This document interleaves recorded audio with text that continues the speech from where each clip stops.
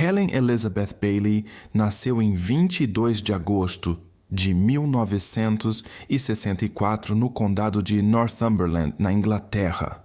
Ela era uma escritora conhecida, especialmente querida entre o público jovem por sua série de livros chamada O Mundo Maluco de Electra Brown. No início, ela sonhava em ser perita criminal, mas acabou se apaixonando pela área de mídia. Trabalhou em campanhas de divulgação de personagens como Os Anjinhos e Garfield. Aos 23 anos, conheceu um homem que logo se tornaria seu marido. Em 1996, Helen se casou com John Sinfield. Ele era diretor de uma empresa de licenciamento de direitos autorais.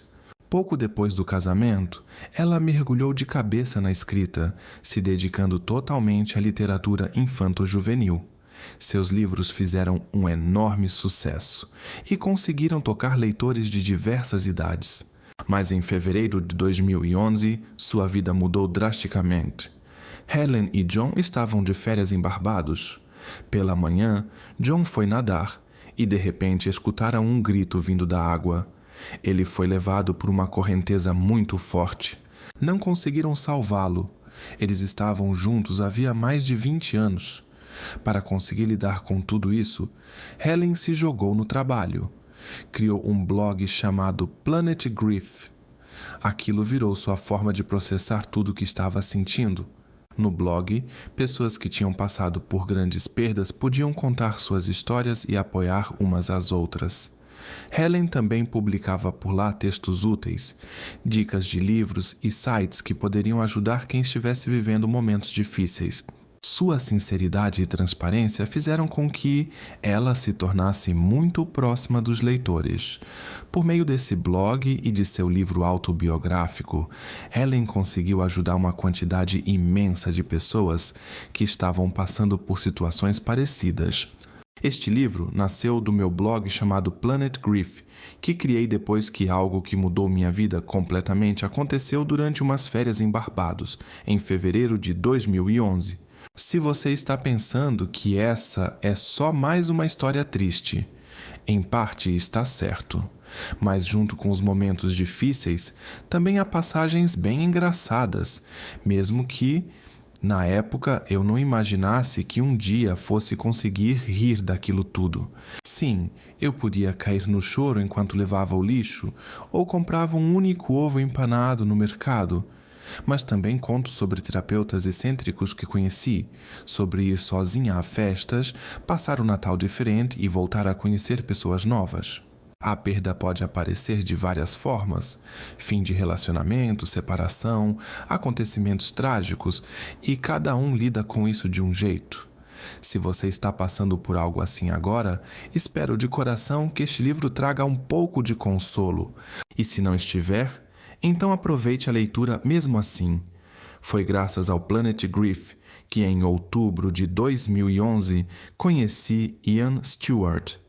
A esposa dele, Diane, partiu de forma inesperada em 2010. No começo, apenas nos apoiávamos como pessoas que passaram por grandes perdas, mas com o tempo a relação se transformou em algo mais.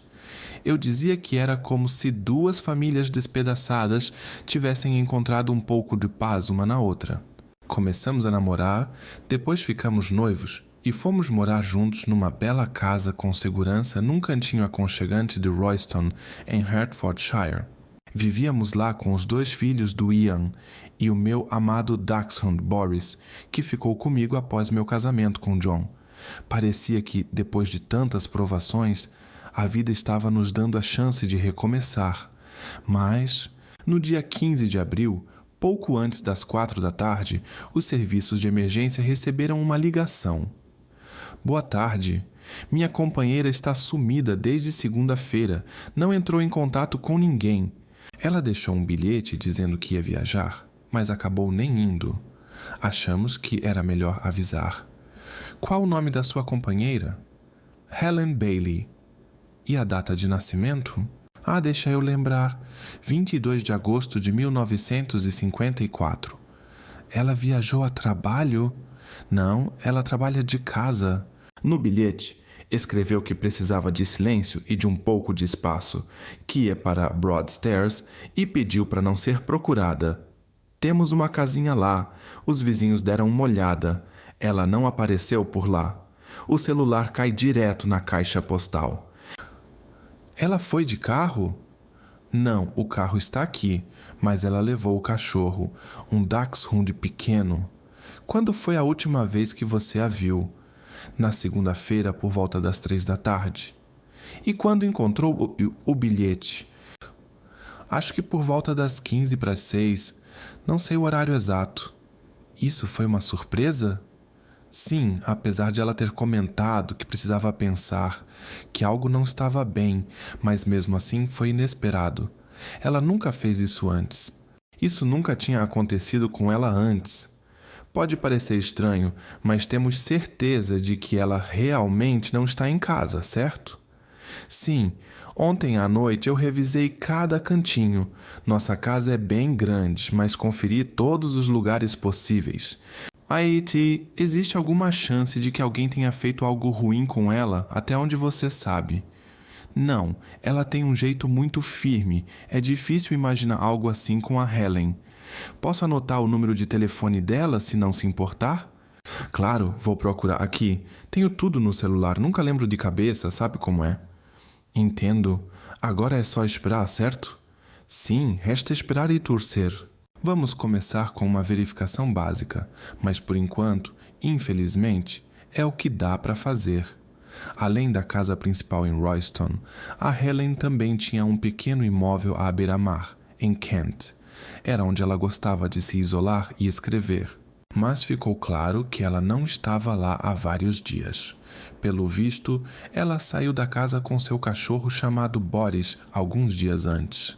Provavelmente, ela queria um tempo sozinha para pensar. Só que, desde então, nenhuma notícia. E isso era totalmente fora do comum. Os vizinhos e amigos começaram a especular. Será que o estresse do trabalho mexeu com ela e ela decidiu sumir por um tempo? Mas os dias passaram, depois as semanas, e nada de novas informações. 6 semanas depois do desaparecimento, a polícia resolveu ampliar as buscas. Pelo que eu sei, com base nas conversas e nos documentos da investigação, a última vez que viram a Helen foi na segunda-feira, dia 11 de abril, correto? Sim, Tissamal que Huiwi Istri. Pode contar como foi aquele dia? Aí complica um pouco. As lembranças estão meio embaralhadas, mas vou contar o que lembrar. Algumas coisas recordo do que falei depois ou vi nas minhas anotações.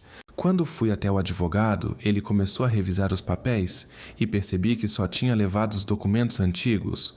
Os importantes tinham ficado em casa. Voltei, quer dizer, fui até lá de novo, e quando cheguei, vi os documentos certos em cima da mesa. Chamei pela Helen, mas ninguém respondeu. Pensei que talvez tivesse saído com o cachorro, como já tinha feito antes. Levei os documentos de volta para o advogado, o escritório era ali perto. Deixei com ele e voltei. E nada da Helen. Foi quando pensei pela primeira vez. Talvez ela tenha ido para Broadstairs. A polícia decidiu inspecionar mais uma vez o chalé dela na costa, em Broadstairs, região de Kent. Um detalhe chamou a atenção: o roteador. Desde o desaparecimento, o celular da Helen não atendia. As chamadas iam direto para a caixa postal. Mas no dia 16 de abril surgiu um fio de esperança. O telefone dela se conectou por um instante ao Wi-Fi da casa.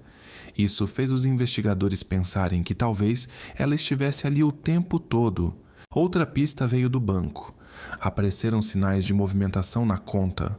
Surgiu a hipótese de que a Helen poderia estar evitando o contato de propósito e talvez até usando outro nome. Uma análise mais detalhada revelou que uma transferência entre sua conta pessoal e a conta conjunta aumentou de forma inesperada. Os gastos começaram em torno de 600 libras por mês, mas logo subiram para 4.000.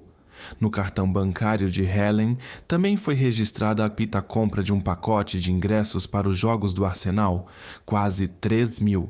Ficou claro, não era ela quem estava por trás dessas movimentações. Quem controlava o dinheiro era seu parceiro, Ian Stewart. A polícia voltou à casa onde Helen vivia com Ian. Os agentes Appalachia sabiam que não podiam mais adiar uma conversa com ele, mas Ian parecia ter desaparecido. Ele viajou para a Espanha por 2 semanas. E o mais estranho era uma viagem que os dois tinham planejado juntos. Os vizinhos ficaram surpresos. Como ele pôde simplesmente ir embora, considerando tudo o que estava acontecendo?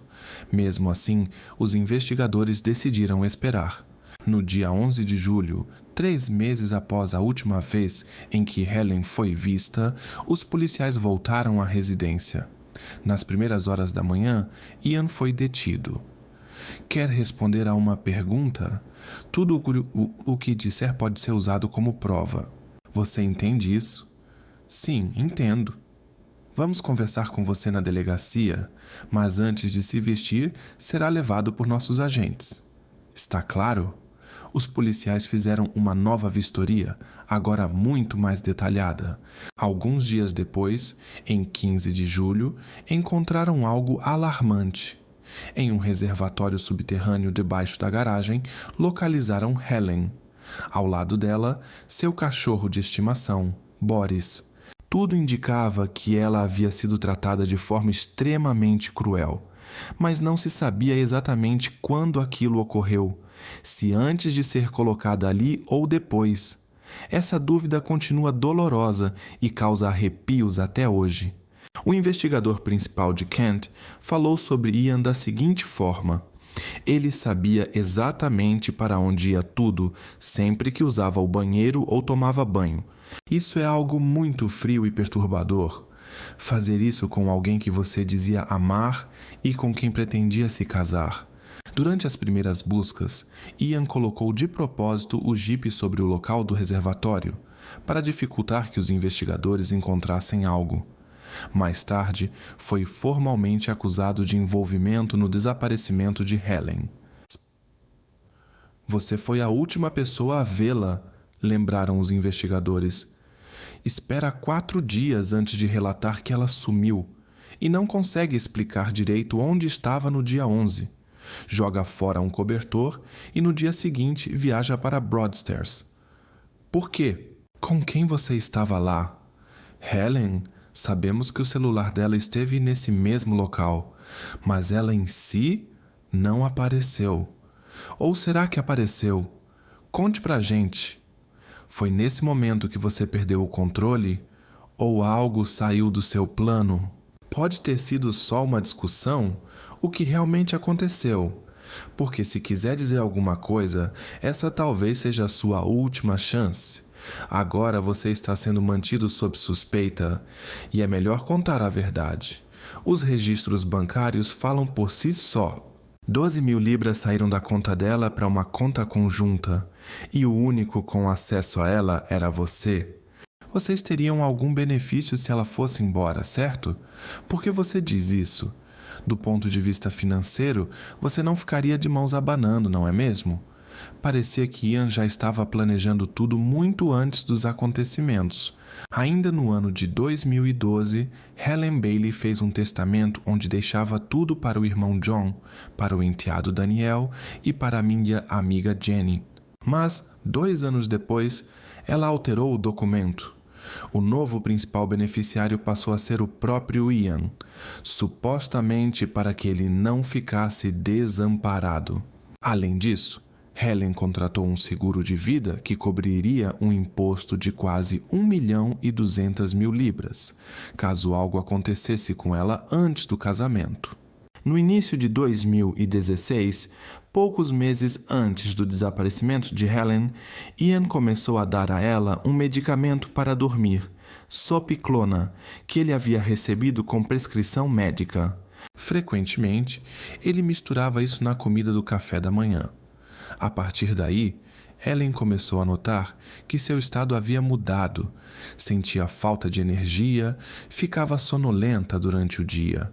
Ela chegou a pesquisar na internet frases como "por que estou sempre com sono" e "sonolência após o almoço". Na segunda-feira, 11 de abril, Ellen passou a manhã escolhendo locais para o casamento e escrevendo cartas. E entre 10h51 e 14h30, Ian, segundo a investigação, a colocou em um estado quase inconsciente. O que aconteceu depois, não se sabe ao certo. Mais tarde, ele a escondeu em um porão antigo embaixo da garagem e depois disso, o cachorro dela, Boris, também foi levado para lá. Em seguida, Ian começou a transferir dinheiro da conta pessoal de Helen para a conta conjunta dos dois. Às 3 da tarde, ele tinha uma consulta médica agendada, mas ligou dizendo que não conseguiria comparecer por causa de um suposto problema no carro e remarcou o horário.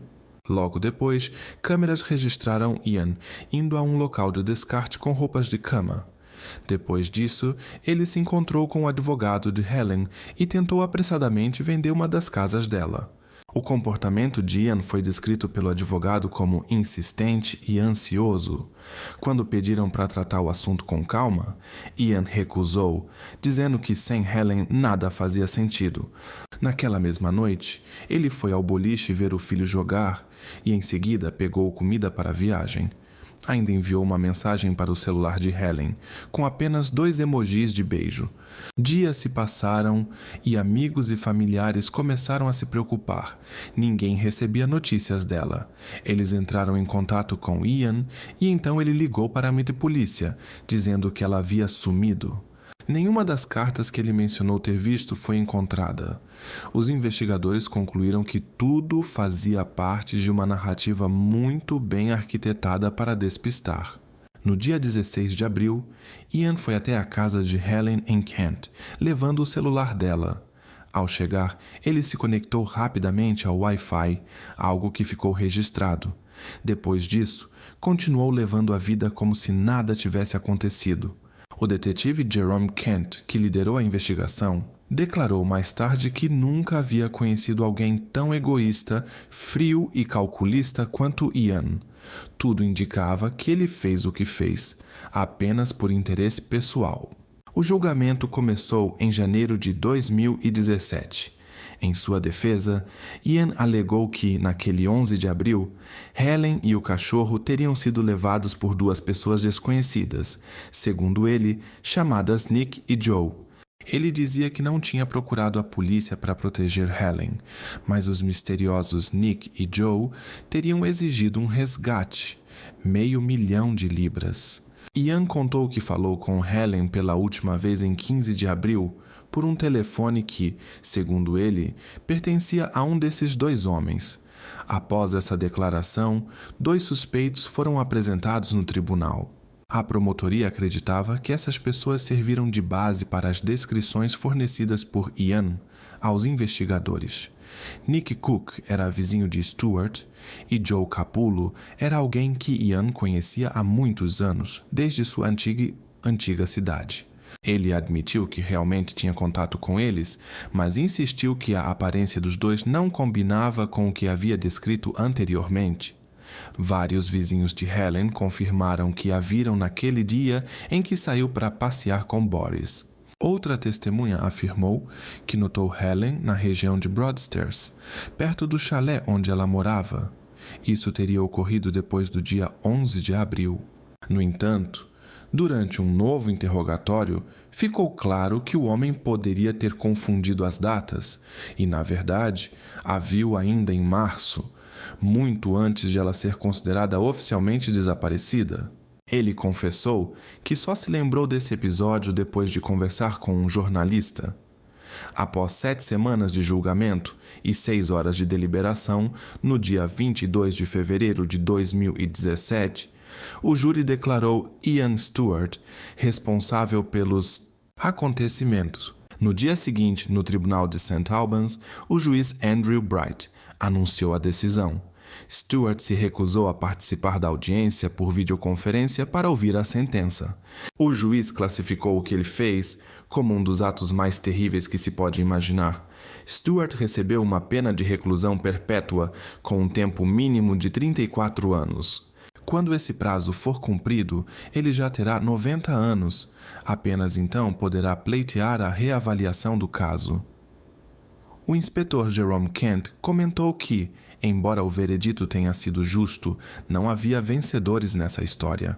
Por causa desse caso, os investigadores decidiram revisar novamente as circunstâncias do falecimento da primeira esposa de Stuart, Diana. Na época, em 2010, havia sido dito que ela sofreu um mal súbito. Em agosto de 2018, Ian Stuart foi detido novamente, agora por uma possível ligação com aquele episódio. Se tudo acontecesse como planejado, o novo julgamento estava previsto para 2022. Helen Bailey era alguém que se dedicava a ajudar os outros, inspirando com sua franqueza, gentileza e capacidade de falar sobre temas difíceis. Seu caminho terminou em uma traição impensável, vinda de quem ela confiava sem reservas. Por meio de seu blog Planet Grief e do livro When Bad Things Happen in Good Bikinis, ela ofereceu esperança e conforto a muitas pessoas que enfrentavam perdas profundas.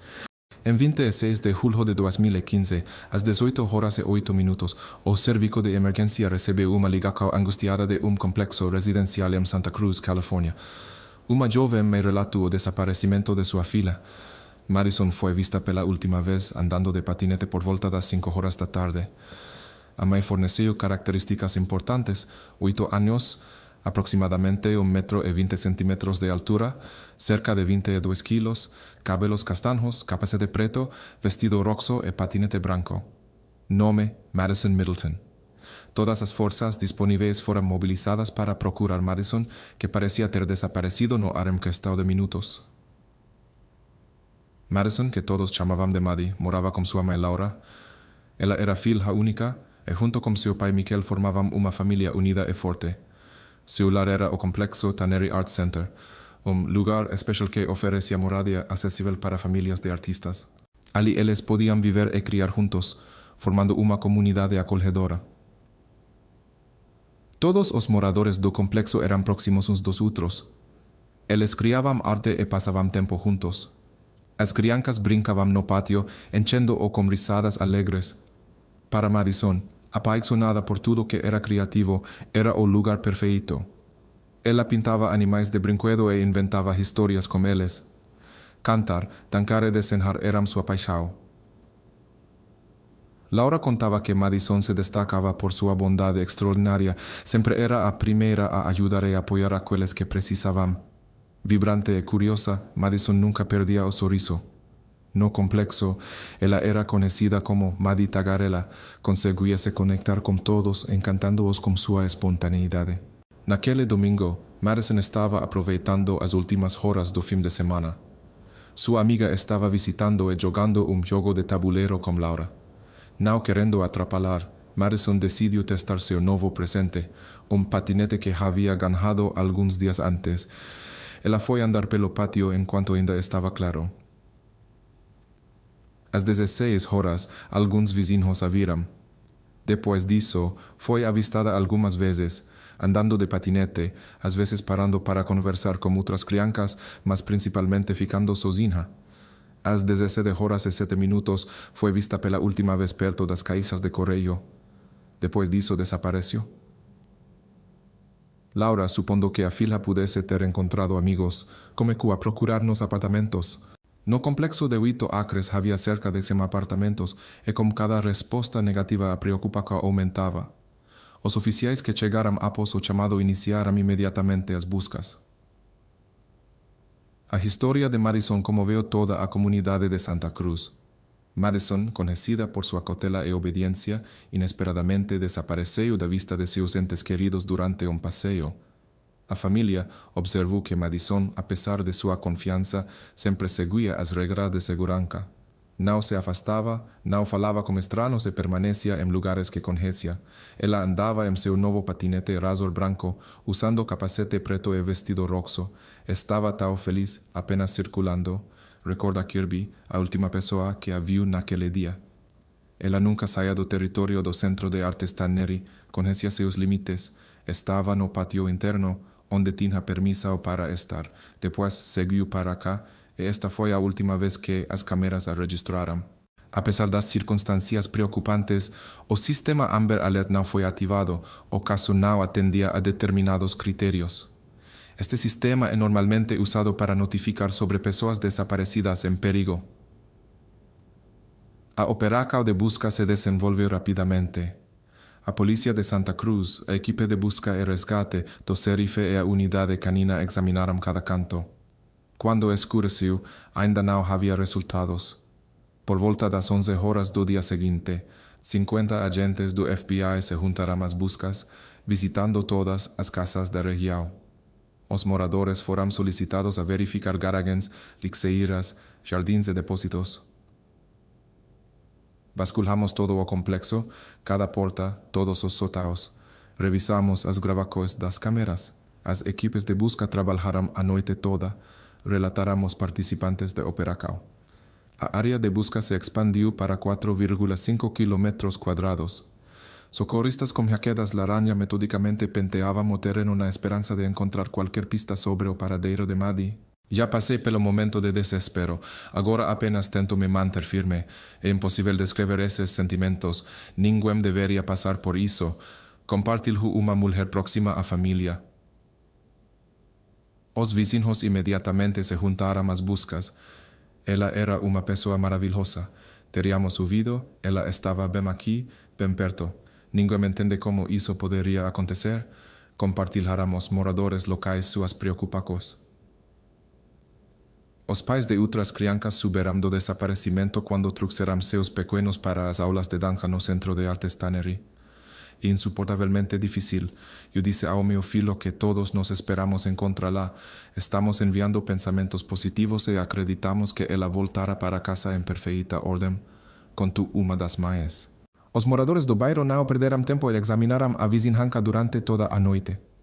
Nos sentimos um pouco impotentes agora. Verificamos todas as barracas e lugares onde as pessoas em situação de rua se reúnem. Muitos de nós não dormimos a noite toda. Chegamos até o Parque Paradis. A polícia informou que não encontrou sinais de sequestro forçado de Maddie. Então o caso estava sendo tratado como busca por pessoa desaparecida. Ainda não classificamos isso como sequestro. A investigação apenas começou. Agora estamos procurando por uma pessoa desaparecida. Explicaram os representantes das forças de segurança. Próximo ao anoitecer, a polícia começou a verificar todos os carros que entravam no estacionamento do Tannery em busca de qualquer informação sobre Madison Maddie Middleton desaparecida. Centenas de voluntários vieram ajudar. A polícia recebeu mais de 1000 mensagens de cidadãos preocupados, o que mostrou quanto esse incidente tocou os corações das pessoas. Quando se passaram as primeiras 24 horas de buscas, a polícia decidiu concentrar a atenção no território do complexo residencial. Considerando a rapidez com que Madison desapareceu, eles estavam convencidos de que as respostas estavam em algum lugar próximo. Começou uma inspeção mais minuciosa dos edifícios. Após dia, as buscas terminaram da maneira mais desfavorável. Às 8 horas da noite do dia 27 de julho, foi feita uma triste descoberta na garagem no primeiro andar do complexo. A polícia pediu aos moradores que deixassem o prédio. Os resultados da perícia mostrarão os detalhes. Por enquanto, não podemos dizer nada definitivo, informaram os representantes das autoridades. Um dos investigadores admitiu que a notícia abalou profundamente toda a equipe, mas eles rapidamente se recompuseram, pois a natureza da investigação mudou. Logo a polícia anunciou uma detenção. As autoridades policiais de Santa Cruz, Califórnia, informaram que um adolescente de 15 anos foi detido em conexão com o incidente envolvendo Madison. No tranquilo bairro do complexo residencial Tannery Arts Center, ocorreu um evento que abalou toda a comunidade de Santa Cruz.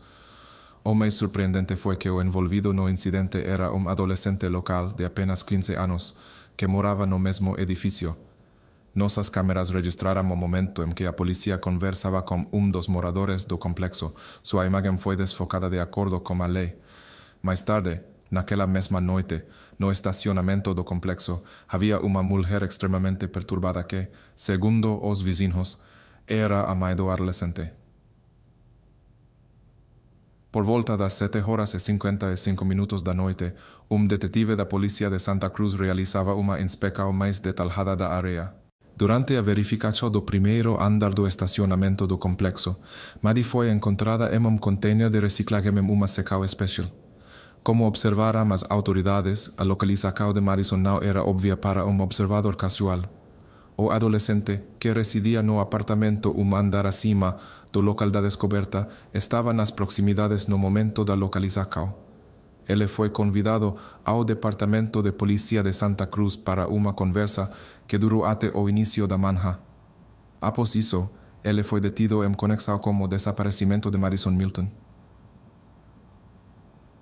A investigação estabeleceu que Madison foi voluntariamente ao apartamento do conhecido. Também foi confirmado que ele agiu sozinho. A polícia encontrou evidências indicando seu envolvimento neste lamentável incidente. Quero agradecer aos meus funcionários que trabalharam incansavelmente neste caso. Muitos ficaram acordados por 36 horas seguidas, esperando encontrar Maddie em segurança, compartilhou o representante da polícia. Como pai, estou profundamente afetado pelo ocorrido, assim como meus colegas. Tínhamos tanta esperança em desfecho positivo. Quando chegaram as notícias da noite, foi forte choque para todos nós. Às 9h da noite do dia 28 de julho, os moradores locais se reuniram para apoiar uns aos outros. Muitas pessoas na cidade estão como que em nevoeiro. Eu mesma me sinto entorpecida. Nem posso imaginar como estão aqueles que a conheciam pessoalmente, compartilhou uma das moradoras locais. A identidade do adolescente inicialmente permaneceu confidencial devido à sua idade. A situação mudou após a declaração do promotor distrital de Santa Cruz, Jeff Russell. Ele informou que havia fundamentos suficientes para considerar o caso do menor em tribunal para adultos. A legislação, em determinadas circunstâncias e natureza do incidente, permite decidir se o caso será julgado em tribunal juvenil ou adulto. De acordo com as informações disponíveis, a natureza do incidente forneceu bases para a transferência do caso para o tribunal de adultos, o que foi feito. Depois disso, o nome foi revelado: Adrian Jerry Gonzalez, conhecido por todos como Eche. Nos últimos 6 anos, ele morava em apartamento com sua mãe. Para os vizinhos, esta notícia foi verdadeiro choque. Inicialmente, sem conhecer os detalhes, todos pensavam que houve mal-entendido e que ele simplesmente ficou confuso em uma situação complexa. As pessoas ao seu redor o descreviam como jovem educado e agradável. Ele frequentemente passava tempo com outras crianças, ensinando truques de ioiô e piano. Além disso, ele trabalhava como monitor com crianças mais novas. Todos confiavam nele e era incrivelmente difícil compreender o que estava acontecendo. Todos nos o amamos. Pergunte a qualquer de nós sobre ele. Dirá que ele é rapaz maravilhoso. Verdadeiro exemplo a seguir, compartilhou dos vizinhos. No entanto, alguns notaram sinais preocupantes em suas redes sociais, onde posts eram publicados com legendas inquietantes. Também se tornou conhecido que, há alguns anos, ele tratava seu cachorro de maneira inadequada, e amigo o aconselhou a buscar ajuda quando ele começou a falar sobre o desejo de pular de prédios altos. Aí chamou a atenção da polícia por seu comportamento incomum. Ele observava atentamente a inspeção das lixeiras e, quando Maddie foi encontrada, tentou repentinamente se esconder, embora fisicamente não pudesse ver o que os oficiais haviam encontrado. Até esse momento, ele participava ativamente das buscas, perguntando a todos sobre o que estava acontecendo e demonstrando interesse elevado na investigação. Tal comportamento inicialmente não levantou suspeitas, mas após sua tentativa de fuga e subsequente interrogatório, a polícia teve motivos sérios para preocupação. Os investigadores foram muito cautelosos em suas declarações sobre o conteúdo do apartamento e as confissões do suspeito, o que se explicava por sua juventude e restrições legais. O exame médico, realizado no dia seguinte, revelou graves consequências de ações ilícitas. Maddie vivenciou algo que nenhuma pessoa deveria experimentar. Após o interrogatório oficial, Adje confessou seus atos. Segundo ele atraiu Maddie para seu apartamento, oferecendo sorvete. Ela o conhecia bem e confiava nele. Quando ela se distraiu, com a gulosema, ele aproveitou o momento. Posteriormente, ele a colocou em um recipiente de líquido. Os especialistas médicos determinaram que o fator decisivo foi a posição não natural no recipiente. O promotor distrital Jeff Russell declarou: "Nós alcançaremos justiça, ele enfrenta prisão perpétua." Ele também observou que o julgamento em tribunal de adultos é a única decisão correta, considerando a natureza dos atos de Adge. O juiz Salazar concordou com esta posição, baseando-se na provisão 57 que permite aos juízes decidir sobre a transferência de casos de menores para o tribunal de adultos. Apesar das confissões, Adge declarou sua inocência. Sua defesa trabalhou ativamente para retornar o caso ao Tribunal Juvenil, citando a recentemente aprovada e controversa Lei 1391, que proíbe julgar adolescentes de 14 e 15 anos como adultos. Eles também apontaram para uma infância difícil e problemas escolares como causas de seu comportamento. No entanto, conhecidos da família González refutaram essas afirmações. Sua mãe Reggie deixou o pai devido a situação complicada na família, fazendo das crianças sua principal prioridade. Segundo eles, Adge cresceu em uma atmosfera de amor e cuidado. Embora Reggie tenha lutado contra o vício, ela conseguiu superá-lo e tentou corrigir as consequências do passado. A polícia e a acusação observaram que muitas pessoas superam infâncias difíceis sem cometer atos semelhantes e usam circunstâncias familiares como justificativa causa profundo pesar. O caso de grande repercussão relacionado ao incidente em Santa Cruz tomou um rumo inesperado quando milhares de pessoas assinaram uma petição contra a aplicação da Lei SB 1391 ao caso de Adge. No entanto, seus esforços foram em vão. Após longas discussões, a Suprema Corte decidiu transferir o caso para o Tribunal Juvenil. Estamos extremamente desapontados. Foi como a família de Maddie Middleton reagiu à decisão da Suprema Corte da Califórnia, que na quinta-feira aprovou o projeto de lei Senate Bill 1391 no caso hoje contra o Tribunal Superior do Condado de Ventura. De acordo com esta decisão, adolescentes de 14 e 15 anos não podem ser transferidos para tribunais de adultos. Nos últimos anos, González esteve detido na prisão do Condado de Santa Cruz como adulto. Considerando todas as provas apresentadas por especialistas durante 9 semanas, esta não é uma pessoa segura para ser libertada, observaram representantes da acusação. No entanto, a defesa apontou para mudanças positivas. No centro juvenil, ele respondeu bem ao programa de reabilitação, apoio e regime estruturado. Adolescentes podem receber a ajuda necessária, em vez de acabarem no sistema adulto com influências negativas. O público recebeu esta decisão com indignação, especialmente considerando que se tratava de um caso onde uma criança indefesa foi prejudicada.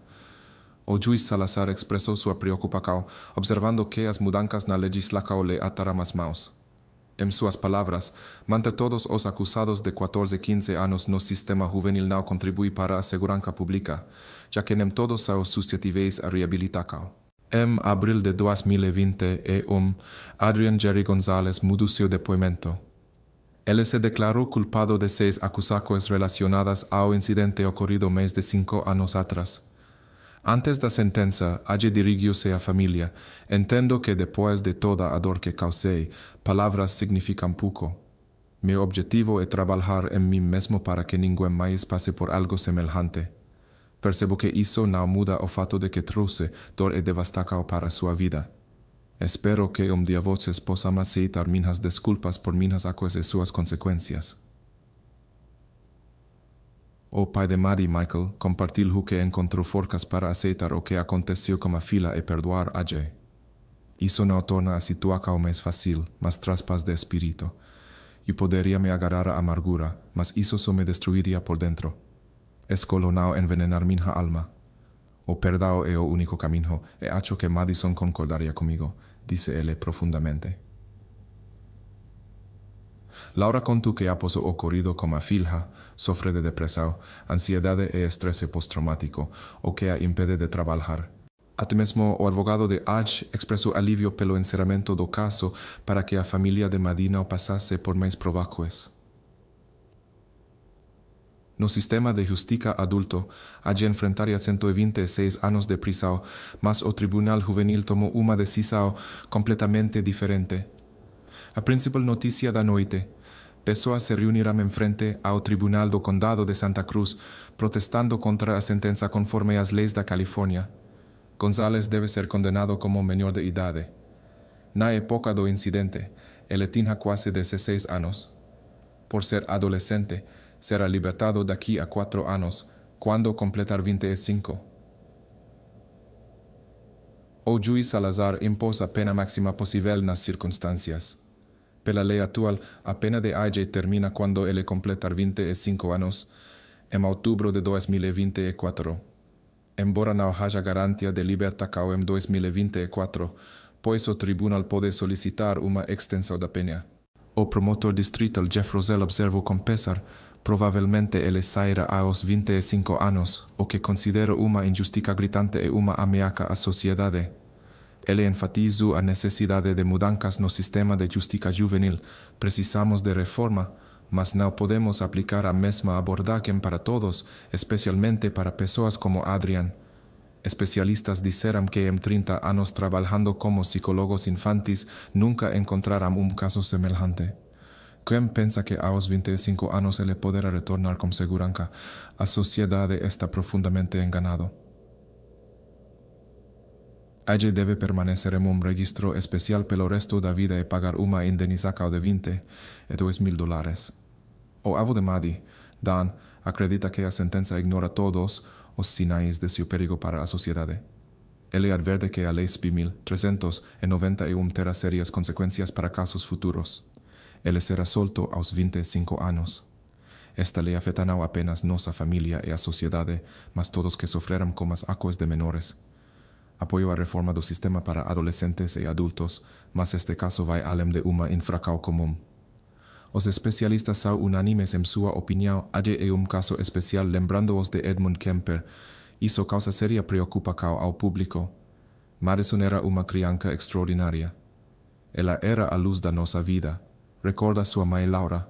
Trazia alegria a todos que encontrava. Uma alma encantadora, inteligente, criativa e amorosa. Adorava animais, especialmente cães e lobos. Tão brincalhona e corajosa, conseguia manter uma conversa até mesmo com adultos. Agora ela permanecerá para sempre uma linda menina de 8 anos. Sinto falta dela todos os dias. Uma conexão surpreendente surgiu entre Laura e Reggie, mãe de AJ, durante esses eventos difíceis. Reggie estava devastada pelo ato de seu filho. Vizinhos frequentemente haviam no memorial de Madison, onde ela não conseguia conter as lágrimas. Laura frequentemente sentava-se ao lado dela, abracava-a e dizia que ela não tinha culpa. Eu simplesmente a amo, compartilhava Laura. Naquele dia, nós duas perdemos nossos filhos. Esta é uma verdade amarga. Eu não a culpo. A família enfrentaria ainda outro desafio. O pai de Madison guardava uma caixinha de recordacos da filha em seu carro para que ela estivesse sempre por perto. Mas dia alguém invadiu o automóvel e a levou. Infelizmente, a caixinha nunca foi encontrada. Madison vivia em uma comunidade unida e próxima, que continua preservando sua memória através da arte e criatividade. Em homenagem ao seu amor por lobos, criaram uma escultura de areia de lobo na praia perto de sua casa. O Teatro Rio colocou seu nome na fachada e artistas locais decoraram o bairro com trabalhos dedicados a ela. Centenas de pessoas se reuniram na cerimônia memorial. O prefeito Don Lane declarou 5 de outubro de 2015 o aniversário de Madison Middleton como o dia em sua homenagem. A família fundou a organização McCask, Madison Criança Ancho de Santa Cruz, como lema antes de ser avise alguém. O objetivo deles é ensinar crianças e pais sobre princípios básicos de segurança. O complexo residencial Tannery Arts Center mudou para sempre. A pequena comunidade que todos se esforçavam tanto para criar nunca mais será a mesma. Laura diz que Madison era a luz e o amor da sua vida, trazendo alegria a todos ao redor. Ela crescia como uma criança maravilhosa, brilhante, alegre, como coração bondoso. Ela foi a melhor coisa que eu já criei. Ela era o retrato da pureza e da fragilidade. A juíza responsável pelo caso, com quase 3 décadas de experiência no tribunal, disse que nunca havia se deparado com algo assim. Segundo ela, esse foi o episódio mais difícil de toda a sua carreira. Isso simplesmente não deveria ter acontecido. Até hoje sinto um aperto no peito. Poderia ter sido minha neta, minha filha. Afinal, estamos falando de alguém que é parte da vida de uma família. Todos ficaram profundamente abalados, algo que eu não via há muito tempo. Fizemos tudo o que estava ao nosso alcance para encontrá-la e trazê-la de volta para casa. Mas, infelizmente, isso não foi possível. Aliana DeFries não voltou da escola, o que imediatamente causou estranheza, pois esse tipo de comportamento não combinava com alguém de 14 anos. A mãe dela, Donisha, ligou logo para a escola tentando entender o motivo do atraso, e o que ouviu a deixou completamente sem chão. Descobriu que Aliana nem sequer havia aparecido na escola naquele dia. Ela tinha saído de casa cedo, às 6:30 da manhã, como sempre, e o tempo para chegar lá era mais que suficiente. A última vez que foi vista foi entrando em um ônibus da RTA, nas proximidades do quarteirão número 3400 da East 149ª Rua. Foi até lá, acompanhada pela mãe naquela manhã. Ela deveria ter descido para uma conexão na East 93ª Rua, na região de Kingsman, e pegado outra linha que a levaria à sua escola, E-Prep e Village Prep Woodland Hills, onde cursava o 7º ano. A tia dela relembrou. Isso nunca tinha acontecido antes. Ela nunca saía de casa sem avisar e não tinha problemas com ninguém. Ela não era do tipo impulsiva nem fazia besteiras. Não havia nenhum motivo para ela simplesmente sumir sem dizer nada. A Liana já estudava nessa escola há 2 anos. Recentemente, eles haviam implantado um novo sistema. Agora, sempre que algo fugia do normal, inclusive ausências, os responsáveis recebiam um aviso automático, mas naquele dia, nenhuma notificação. A Liana tinha algumas particularidades em seu desenvolvimento, mas era extremamente carinhosa e tinha uma ligação profunda com sua família, que a amava imensamente. Gentil, animada, sempre com um sorriso no rosto. É assim que todos se lembram dela. E foi por isso que toda a comunidade se mobilizou para ajudar nas buscas. Felizmente, os ônibus que ela usava tinham câmeras. Nas gravações, ela aparecia seguindo o trajeto normalmente. Tudo parecia calmo. Mas o que aconteceu depois que ela desceu do ônibus? Em determinado ponto das imagens, perceberam que um homem vestindo um moletom branco começou a andar atrás dela. O tempo começava a mudar, fazia frio e a neve começava a cair. Cada minuto contava. As buscas contaram com o apoio de agentes federais e especialistas em análise de dados. Os investigadores começaram a reconstruir seu percurso, entrevistando familiares, amigos, colegas e professores. Qual era o trajeto habitual dela? Verificaram tudo, cada pequeno detalhe. Conversaram com todos que a conheciam. Até as casas de parentes e conhecidos foram inspecionadas. Mas, infelizmente, não havia nenhuma pista. Aos poucos, ficou evidente.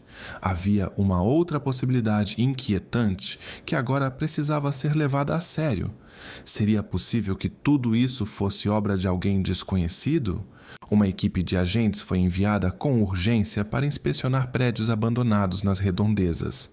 A tarefa não seria fácil, mas tanto a polícia quanto os moradores estavam determinados. Estavam dispostos a vasculhar toda a região pelo tempo que fosse necessário, enfrentando o frio, apenas para trazer a Liana de volta. Começaram então buscas em larga escala por toda a cidade. Uma recompensa foi anunciada para qualquer informação que ajudasse a encontrá-la. Mas, poucas horas depois, aconteceu aquilo que todos temiam. Chegaram notícias de que uma pessoa havia sido localizada dentro de uma residência na noite de domingo. Enquanto não tivermos uma confirmação científica definitiva, não iremos divulgar nenhum nome. Temos fortes razões para acreditar quem seja, com base em evidências e outros dados. Já conversamos com a família, informou o porta-voz. Muito paz. Mantemos contato constante com eles, mas até que o especialista emita uma declaração oficial, não podemos fazer nenhum anúncio. Os fragmentos que recebemos no domingo, de acordo com informações preliminares, pertencem a uma jovem de pele escura. Uma das principais hipóteses é que se trate de Aliana, desaparecida aos 14 anos. Na região da rua Fuller, perto do ponto onde ela trocava de ônibus, havia alguns imóveis abandonados. Um dos policiais entrou em uma dessas casas e se deparou com uma cena difícil de descrever. Ali estava uma jovem, sem roupas, e ao redor havia sinais do que teria acontecido. Havia marcas no chão levando até a sala de jantar, onde sobre um banco embutido estavam algumas ferramentas, entre elas uma furadeira e um estilete. Os ferimentos encontrados nela correspondiam a esses objetos. Também foi identificado um rastro de calçado no local. O laudo do perito apontou múltiplos danos, incluindo um forte impacto na parte inferior do rosto. A gravidade das lesões era tamanha que, a princípio, não foi possível determinar com precisão o que teria causado o desfecho. Para confirmar a identidade, foi necessário recorrer à análise odontológica. Para toda a comunidade, isso foi um verdadeiro choque. As pessoas passaram a levar flores e bichinhos de pelúcia até a casa, em sinal de respeito e solidariedade. Todos estavam atônitos, tomados por um sentimento de impotência. Era uma jovem comum que seguia seu caminho para a escola, alguém que vivia ali por perto, e ninguém conseguia entender por que algo assim teria acontecido. Isso me revolta profundamente, disse um dos moradores. É isso que significa ser uma comunidade de verdade. Somos gratos a cada pessoa que está ao lado da Aliana e de sua família. Um representante da polícia local complementou: estamos de coração partido. Ela fazia parte de nós. Estamos empenhados em descobrir quem foi o responsável por isso e garantir que haja justiça. Enquanto isso, o caso tomava novas proporções. E logo vieram atualizações urgentes. Fevereiro de 2017. Um suspeito foi detido. Vamos direto ao ponto e façamos a pergunta: quem é Christopher Whittaker? Existem muitos detalhes aqui, e é essencial juntar todas as peças. Se alguém tiver alguma informação sobre ele, onde esteve nos últimos dias, com quem manteve contato, isso pode ser extremamente relevante. Ele foi detido há cerca de 4 horas em um condomínio chamado Vila Serena, localizado na rua Mayfield, em Mayfield Heights. A operação contou com a participação da polícia de Cleveland e de oficiais federais. Whittaker tem 44 anos, foi preso às 7h15 da noite. Já tinha um histórico com a justiça, seu nome constava nos registros e ele havia cumprido pena anteriormente por um episódio envolvendo uma mulher, ocorrido no ano de 2005. Naquela ocasião, ele foi considerado culpado e passou 4 anos encarcerado. A mulher que esteve envolvida naquele caso relembrou anos depois. Ele me agarrou pelo pescoço e, em certo momento, eu apaguei. Já se passaram 12 anos, mas as marcas, tanto emocionais quanto físicas, permanecem com ela. Quando veio a notícia de que encontraram aquela jovem, um arrepio percorreu seu corpo. Ela teve certeza imediata. Era ele.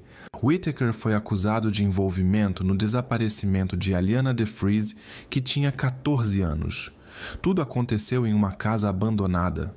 O mais alarmante é que anos antes ele já havia enfrentado a justiça por algo semelhante, mas naquela época a acusação mais séria acabou sendo suavizada. Parece que meu caso não teve importância para eles, desabafa Ndijaaf a mulher. No fim, ele cumpriu apenas 4 anos.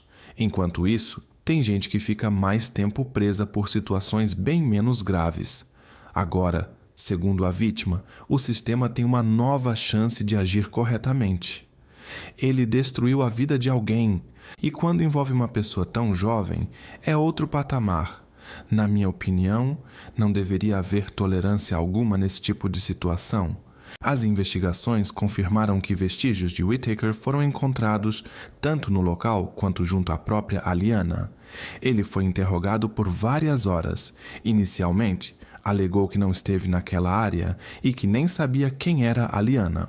Mas quando os investigadores apresentaram as provas, seu discurso mudou completamente. "O que você fez, Chris?" perguntaram. "Eu tirei dela algo que nunca deveria ter tirado. Agora não tem como voltar atrás."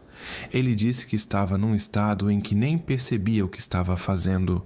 Comentou que não queria que o caso virasse um espetáculo, que desejava apenas que tudo fosse resolvido na justiça. "Vou escrever uma carta para a família dela", afirmou ele, "mesmo que não queiram ler. De todo jeito vou fazer isso." Muitos pontos do relato dele soaram duvidosos. Se estivesse mesmo falando a verdade, como explicar então a testemunha que viu Whittaker conduzindo a Aliana? A pessoa que viu tudo confessou que não interveio porque não sabia qual era a relação entre eles. Mais tarde, imagens de câmeras de segurança confirmaram esse momento. No fim, a justiça decidiu. Whittaker permanecerá detido sem possibilidade de fiança. O caso foi encaminhado para a juíza Carolyn Friedland. A primeira audiência foi marcada para o dia 22 de fevereiro de 2017, às 9 da manhã. A defesa do réu será conduzida pelos advogados Thomas Shaughnessy e Fernando Mack. Chegou o momento em que tudo teria que ser dito diante do tribunal. Começou o julgamento de Christopher Whittaker. Ele permaneceu imóvel, com as mãos entrelaçadas, quase sem reagir durante toda a audiência, mesmo quando o promotor começou a descrever o que Eliana DeFries teria enfrentado. Foram detalhados os instrumentos de construção supostamente utilizados, entre eles um estilete, uma espátula, uma chave de fenda e até uma furadeira. Christopher não contestou as acusações graves, que incluíam sequestro e outras imputações de alta gravidade. Os advogados de defesa não fizeram perguntas às testemunhas. Ainda assim, os jurados precisariam ouvir relatos bastante impactantes por vários dias. Parece que a estratégia da defesa era deixar para a próxima fase do julgamento, aquela em que se decidiria o nível da pena, qualquer tentativa de argumentação. Enquanto isso, a mãe de Eliana prestou seu depoimento na sala de audiências. Ela afirmou que sua filha nunca saía de casa sem avisar. "Quando você soube que ela não apareceu na escola naquele dia, o que sentiu?" perguntaram. Desespero", respondeu ela de forma breve. Os familiares da jovem não estavam presentes no tribunal, mas o pai conversou com a imprensa do lado de fora. "Aconteça o que acontecer com ele, seja qual for a punição. Dizem que o tempo cura tudo, mas nesse caso, não sei se algum dia vou conseguir superar." Os advogados de Christopher não contestaram a cronologia apresentada pela acusação. Ele não negou envolvimento. Tudo o que a defesa pôde tentar foi buscar uma redução na sentença na fase seguinte. Os promotores alegaram que, naquela manhã, Christopher saiu com um propósito. E ao encontrar Eliana, tudo já estaria decidido. Afirmaram que ele a teria levado, e com uma frieza assustadora, levado tudo a um desfecho aterrorizante. Um psicólogo chamado pela defesa tentou justificar os acontecimentos com base no uso de substâncias que teriam afetado a capacidade de Christopher de controlar seus impulsos, mas o Ministério Público rebateu. As provas demonstram que ele sabia exatamente o que estava fazendo. Não havia sinais de apagão ou confusão mental. Tudo indicava plena consciência das ações, segundo a promotoria. No tribunal, também foram apresentados objetos encontrados na casa de Christopher, que supostamente teriam sido utilizados durante os acontecimentos. Isso acrescentou uma camada ainda mais angustiante e dolorosa à narrativa dos últimos momentos de Eliana. No dia 13 de março, foi anunciada a decisão. O tribunal foi informado de que o júri chegou a um veredito. Anunciou-se na sala. Jurado número 3, senhor presidente do júri, por favor, entregue os formulários com o veredito ao oficial de justiça. No processo do estado de Ohio contra Christopher Whittaker, os jurados podem permanecer sentados, considerando a quantidade de acusações. Na primeira acusação, considerada de extrema gravidade, o veredito foi direto: culpado. Essa decisão foi assinada pelo presidente do júri e pelos outros 11 integrantes do grupo. Na segunda acusação, também culpado. Na terceira, igualmente considerado culpado. Na quarta, o mesmo resultado. Todas as acusações foram confirmadas. Pelo quinto ponto da acusação, o júri declarou ele culpado. Não me importa quem você seja, da Irmandade Ariana, dos Black Gangster Disciples ou da máfia mexicana. Todos eles têm algo em comum: desprezam quem faz mal para os mais vulneráveis. Eu nunca quis que as coisas tomassem esse rumo e, desde aquele dia, carrego um peso enorme no coração. Eu confessei o que fiz, tanto para os investigadores quanto para meus advogados. Pedi que não tentassem recorrer ou prolongar o julgamento. Queria que a família DeFries finalmente tivesse respostas. Não vou culpar substâncias ou alegar que perdi o controle. Isso seria injusto com os entes queridos dela. Peço perdão à família e a todos que viviam por perto. Não existe desculpa para o que aconteceu. Nem consigo imaginar a dor que os próximos dela sentem, mas sei muito bem o que senti quando percebi onde tudo isso me levou. Como o caso era considerado de extrema gravidade, a próxima etapa foi a definição da pena. Restava apenas uma escolha: passar o resto da vida isolado ou receber a medida mais severa possível. A juíza concordou com o veredito do júri. Christopher Whittaker recebeu a punição máxima permitida. Além disso, ele foi condenado a mais 48 anos por outras acusações, por dificultar a investigação, invasão ilegal, agressão, coação e desrespeito ao local dos fatos. Essa não era a decisão que esperávamos. Queríamos apenas que ele permanecesse preso pelo resto da vida, mas respeitamos o julgamento. Nossos filhos são tudo para nós. Mesmo que não sejam seus, eles significam muito para a gente. Aquela área, a de número 93, virou refúgio para tipos como ele, mas ele teve sorte de eu não ser mais quem fui há 25 anos, porque naquela época nem a polícia teria sido capaz de me impedir. Que ele saiba, o acerto de contas virá. E virá antes que o sistema sequer se mova. Ela falava comigo como se eu fosse o pai dela. Você me ensinou a ser forte, pai. Eu vou conseguir. E eu dizia: filha, presta atenção, tira o capuz, não anda por aí com os fones no ouvido, olha em volta. Ela continuava falando, então fiz um movimento brusco para mostrar como as coisas acontecem. É assim que tudo pode mudar, Aliana. E aí, o que você faria? Nossa, pai, você me assustou. Tá vendo? Senhor, me dá forças para continuar nesse caminho, manter minha mente e minha alma em paz.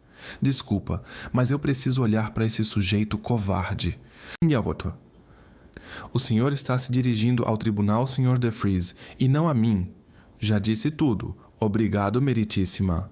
Com relação às outras acusações, que não eram consideradas gravíssimas, a palavra foi passada a outro envolvido. Mais tarde, ele recorreu à Suprema Corte de Ohio. Pediu para trocar a pena pela prisão perpétua sem possibilidade de liberdade. O pai de Aliana disse que desde o início era isso que queria, porque algo rápido demais é fácil demais.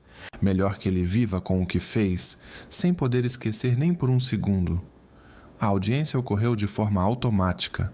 Christopher teve esse direito assegurado por estar sob a sentença mais severa. Seu advogado argumentou que o reconhecimento de responsabilidade por parte de Christopher e sua decisão de não contestar a acusação deveriam ter sido levados em consideração pelo júri. No entanto, segundo a defesa, o júri só teve conhecimento disso muito tarde, quando o julgamento já se aproximava do fim. Esse foi apenas um dos 21 pontos jurídicos que o advogado apresentou à Suprema Corte de Ohio. O próprio Christopher não compareceu à audiência. Como o caso envolvia um crime de extrema gravidade, ele foi analisado por um procedimento especial. De acordo com as leis de Ohio, se a pessoa acusada não assume a responsabilidade antes do início do julgamento, ela não pode mudar de posição durante a fase de deliberação. O advogado argumentou que, no momento de decidir entre prisão perpétua e a penalidade mais extrema, Christopher assumiu a responsabilidade. Isso, segundo a defesa, poderia ser considerado um fator atenuante. O advogado ressaltou que seu cliente não tentou se esquivar, ele queria aceitar o que havia feito. Segundo ele, Christopher apenas não queria transformar tudo em um espetáculo. Ele queria, conforme declarou à polícia, que a família tivesse pelo menos algum tipo de resposta. Mas a promotora assistente Catherine Elizabeth Mullen explicou à Suprema Corte de Ohio: sim, ele fez declarações assumindo a culpa, mas se ouvirmos com atenção suas conversas no centro de detenção, ele frequentemente negava tudo. Essas negativas, segundo ela, eram bem frequentes, e a própria corte já havia decidido, anteriormente, que esse tipo de contradição pode anular qualquer tentativa de atenuar a pena com base em confissão. No final, a Suprema Corte de Ohio confirmou por unanimidade 2 dos 3 principais pontos da acusação. Assim, Christopher permaneceu com o mesmo status e a sentença foi mantida. A aplicação da pena está prevista para julho de 2026. Porém, desde 2018, esse tipo de medida não tem sido executado no estado por falta de medicamentos apropriados, que eram usados anteriormente nesses casos. Em dezembro de 2018, a casa abandonada da rua Fuller foi demolida. Aquele local, como uma antiga ferida que foi novamente tocada. A porta dos fundos estava arrombada, as tábuas arrancadas das paredes. Alguém havia entrado justamente no lugar onde ocorreu a tragédia com a Liana, de 14 anos. Isso preocupa especialmente Damon DeFries. Ele acredita que casas desocupadas representam um risco real e não descarta que algo semelhante possa acontecer de novo. Afinal, trata-se de segurança e de vidas. E nem todo mundo tem essa consciência. Apenas algumas semanas depois, um novo projeto de lei foi aprovado no estado, a Lei de Notificação Aliana. Agora, as escolas são obrigadas a informar os responsáveis, dentro de 2 horas, caso a aluna não compareça às aulas. Mais tarde, a família de Aliana entrou com um processo civil por negligência. Entre os réus estavam Christopher Whitaker, as instituições de ensino EPREP e Village Prep Woodland Hills, a cidade de Cleveland, a organização Friends of Breakthrough Schools e o distrito escolar de Cleveland. A proprietária da casa também acabou sendo uma das pessoas responsabilizadas. Foi acusada de negligência pelo fato de o imóvel, onde a jovem foi encontrada depois, ter permanecido por muito tempo sem inspeção, manutenção ou qualquer tipo de controle. O advogado da família explicou que a ação judicial foi movida porque, na visão dos pais, a escola ignorou completamente seu principal dever: avisar os responsáveis de que a estudante não havia comparecido às aulas. Além disso, as autoridades municipais de Cleveland e seus funcionários, segundo alegado, não tomaram as providências necessárias para monitorar imóveis abandonados e evitar que fossem utilizados para ações indevidas. Foi justamente em um desses lugares que a jovem foi localizada. Os familiares pediam uma indenização de $15 milhões pelos danos e pelo sofrimento causado.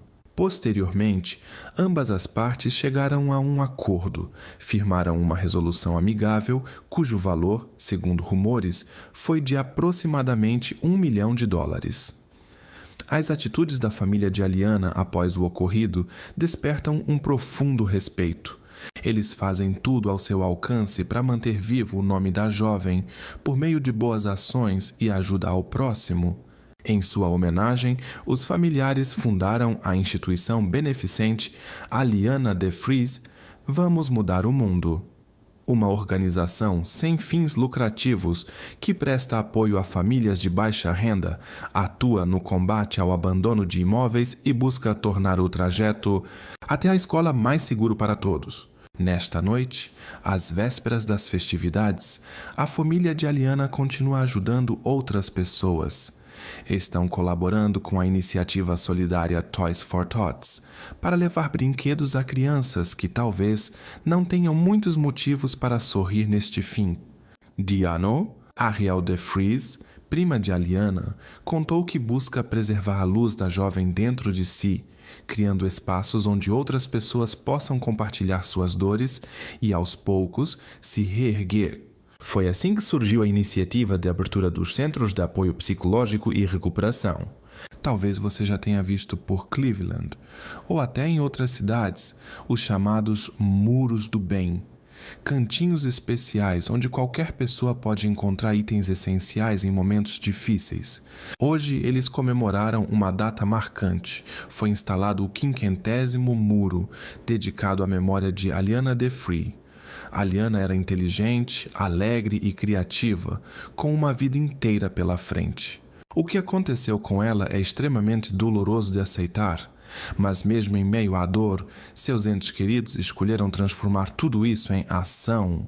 Por meio da conscientização, do apoio e do envolvimento comunitário, eles construíram um verdadeiro legado em seu nome, para proteger outras vidas e manter acesa a luz que ela irradiava. Aquilo jamais deveria ter acontecido, mas foi justamente esse fato que impulsionou mudanças, e talvez esse seja o maior testemunho do quanto a Aliana era importante e por que ela deveria continuar entre nós.